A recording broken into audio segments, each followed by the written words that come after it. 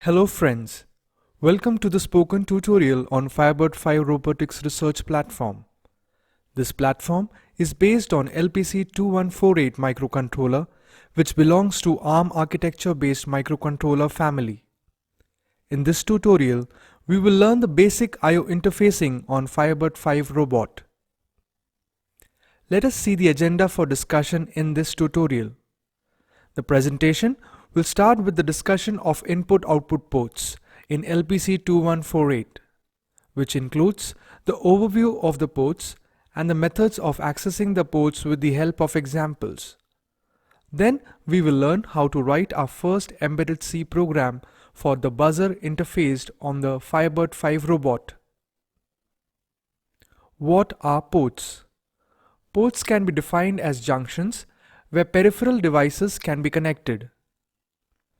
Peripheral devices can be classified as firstly, input device.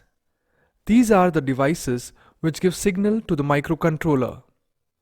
Example of input devices are switch, sensor, etc. Second, output device. These are the devices to which the microcontroller will send the signal. Example of output devices are buzzer, LCD, motors, LED, etc. Let us now see the ports present in LPC2148. LPC stands for low power consumption. LPC2148 is a 64-pin microcontroller, out of which 44 pins can be used as input or output pins for I/O interfacing. These pins are grouped together and are called as ports. The pins are called as ports because if you want to access any of these peripheral devices, you have to do it by putting the address of it. That is, to which pin particular input-output device is connected. To address 44 pins is very difficult. So these pins are grouped and are called as ports. In LPC2148, we have two 32-bit ports named as port X, where X is name of the port, where X can be 0 or 1. In port 0, out of 32 pins, pins 24, 26 and 27 are not available for use and pin 31 can only be used as output pin. Thus, only 29 pins are available for I/O interfacing. Similarly, in port 1, pins 0 to 15 are not available.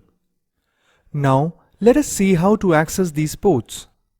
In ARM architecture, each port has 5 registers associated with it.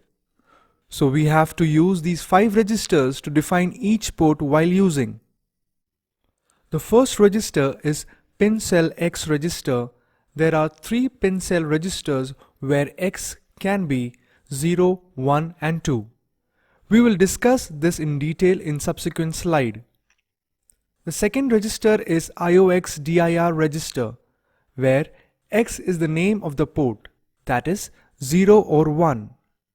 The third register is IOX pin register, where X can be 0 or 1. Similarly, we have fourth and fifth register as IOX set and IOXCLR. Each of these registers are of 32 bits. Let us study them one by one. The first register is PINSELx register. PINSEL stands for Pin Function Select Register. The purpose of this register is to select the function of individual pins. We have seen earlier there are 3 PINSEL registers: PINSEL 0, PINSEL 1 and PINSEL 2.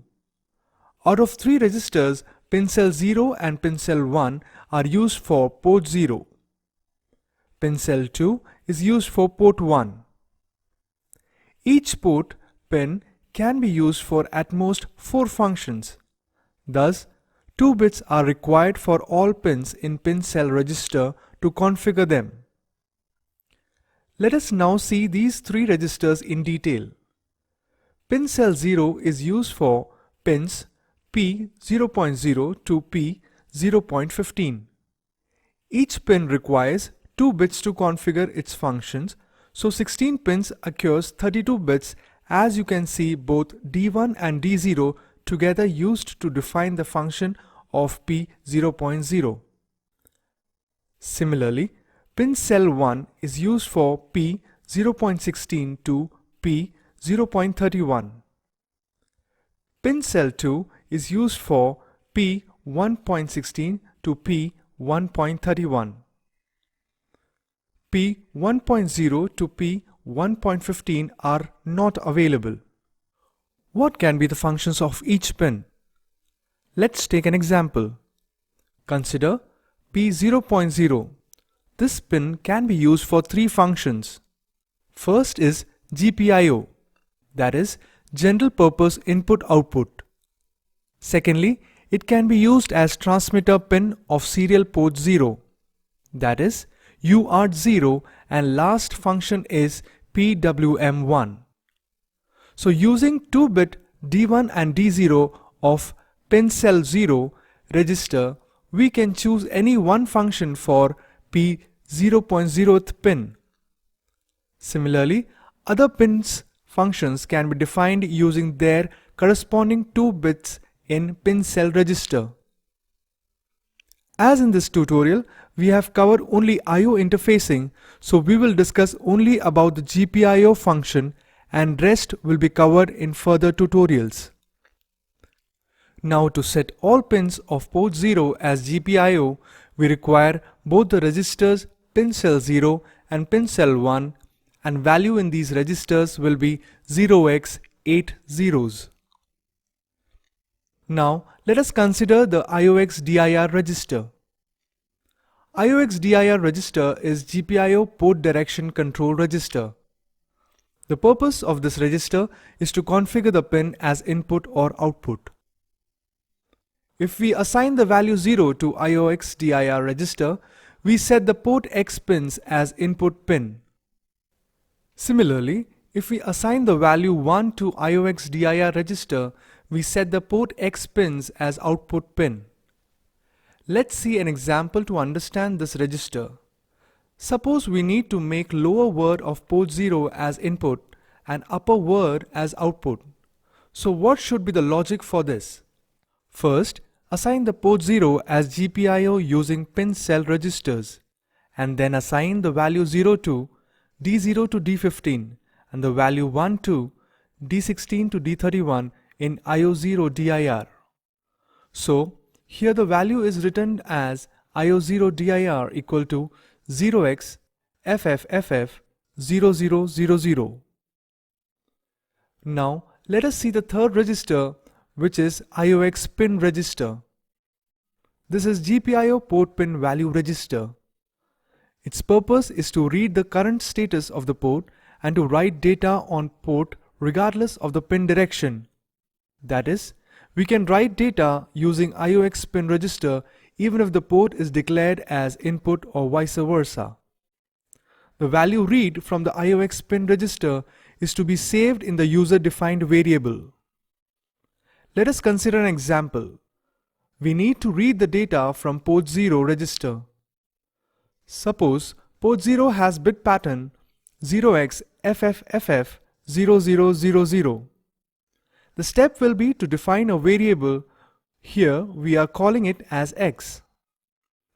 Then we will perform x is equal to IO0 pin.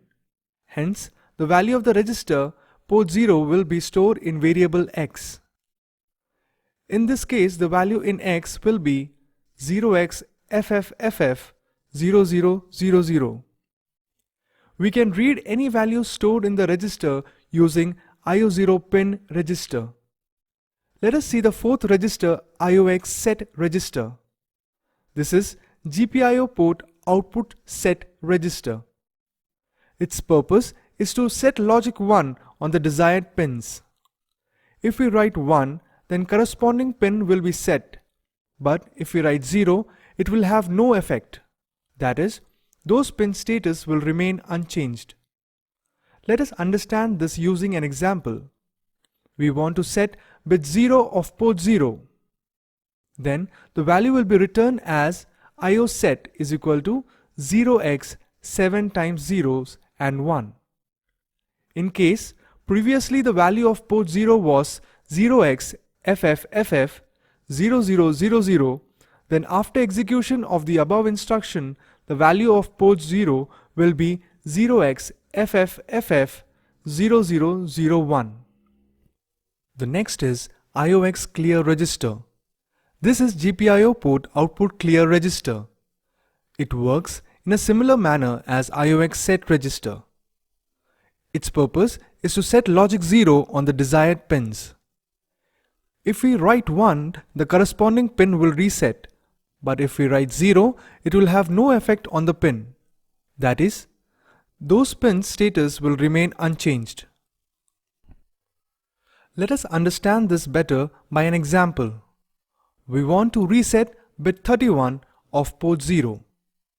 Then value will be written as IO0 clear is equal to 0x8 7 times zeros.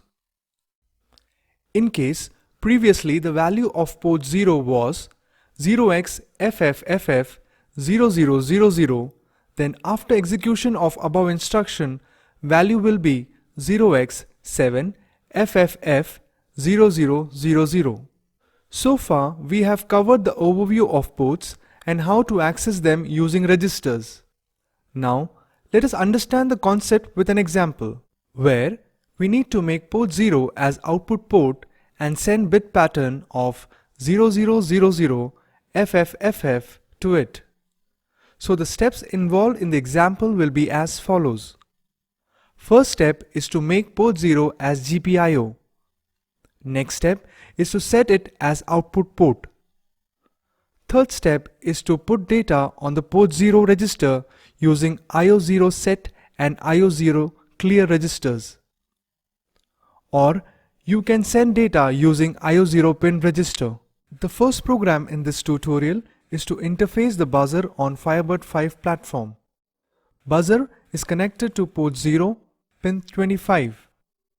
This is simple diagram of buzzer connection, in which buzzer is connected to P0.25 pin as shown in the figure. To turn on the buzzer, we send logic high on pin 25 of port 0. And to turn off the buzzer, we must send logic low on pin 25 of port 0. Let us proceed with writing the program. We should first configure port 0 pin 25 as GPIO. This is done by using PINSEL1 register. So the value of PINSEL1 should be 0x8 zeros. Then configure port 0 25th pin as output pin. This is done using IO0 dir register. So the value of IO0 dir should be 0x02 6 zeros. To turn on the buzzer, set P0.25 as high. We can use IO0 set register and value will be 0x02 6 zeros. To turn off the buzzer, set P0.25 as low. We can use IO0 clear register and value will be same. Let us look at how we are going to write the program. For writing microcontroller program and making it work on the robot, we require a few tools. Here, we will have brief introduction to the tools required for programming ARM microcontroller. The software required are Keil Microvision 5. It is an IDE which stands for Integrated Development Environment. An IDE typically consists of an editor, debugger, compiler and an interpreter. Keil Microvision 5 supports developing and debugging of ARM-based microcontroller application. We will write the program in C language and compile it in Keil Microvision 5 to generate the hex file, which is the machine language understandable by the microcontroller. Keil can be downloaded from the given link. After generating the hex file, we need to load it into memory of microcontroller. For this, we need a hardware device. The hex file can be loaded into the microcontroller using hardware such as bootloader, or ARM programmers such as FlashMagic, LPC2000, Flash Utility, WinARM, etc. Let's begin writing the C program for buzzer interfacing. The standard C program begins with including the header files. In this program, we will include the header file #include lpc214x.h. Next, we need to configure the port pin. We are using a function defined as init_buzzer_pin. Then we assign the value to PINSELx register and IODIR register, in a way as it was explained earlier. To make buzzer as output device and initially switch the buzzer off using IO0 register. We have intentionally not written the values here. You should fill it yourself. Let us define the main program. In the main function, initially we have called the init_buzzer_pin function. Next, we have called an infinite while loop in which we call the function buzzer_on to switch on the buzzer. Next is the delay function written as delay_ms, which has the parameters to be sent in the millisecond to introduce the required delay for which buzzer should be high. Next, we call the buzzer_off and then again give necessary delay. So this function will be called in the while loop, making the buzzer on and off at particular interval depending upon the delay. Let's look at the functions defined in the main program. It is always a good programming practice to write the code by making different functions. The first function is buzzer_on, which will have the logic high on P0.25 using IO0 set register. The second function is of buzzer_off, which will have logic low on P0.25 using IO0 clear register. Let's start writing program in Keel. To create a project in Keel, refer to the YouTube video link. To burn a hex file onto Firebird V robot, refer to the YouTube video link. We have programmed the buzzer to beep for 1 second. As soon as the .hex file is loaded, the buzzer beeps at the interval of 1 second.